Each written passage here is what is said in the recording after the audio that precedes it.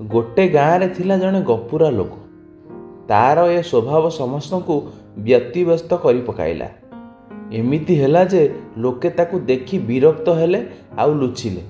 एणु से लोकटीर केही बंधु रहिले नाही। निज कथा काहाकू शुणाई पारु नथिबारु ता भितरटा आउटु पाउटु हेबार लागिला।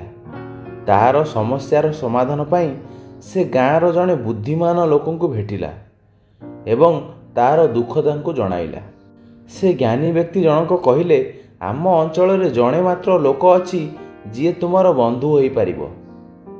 मु ता पाई चिठीटीए लिखि देउछि, ताकू देब।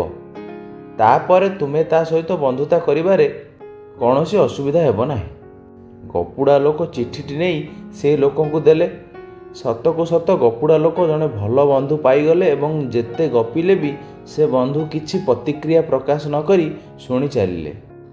असल कथा है बुद्धिमान लोक जार ठिकणा देइथिले से थिले एकाधारा रे जड़े मूक ओ बधिर, अर्थात से किछि शुणी पारु नथिले कि कहि पारु नथिले। गल्पटी कहि सारी शिक्षक पचारिले, पिलाए तुमे एथिरु कौन बुझिल? जड़े पिला कहिला, अधिक गपिबा अनुचित। तुमको केही भल पाइबे नाही, तुमे बंधुहीन होइजिबो। शिक्षक कहिले, ठीक कथा कहूछ, किंतु एमिति काहेकि हुए? पिलाए नीरव रहिले। शिक्षक कहिले, एथिरे रही शुणिबा लोकर दोष। अधिक शुणी पारिबा लागि जेउ धैर्य और निरहंकारी स्वभाव दरकार ताहा आम पाखरे प्रायत न थाए। आमे माने अधिक शुणी पारुना, सेथिपाई तो सेई गपुरा लोकटी बंधुहीन होइगला।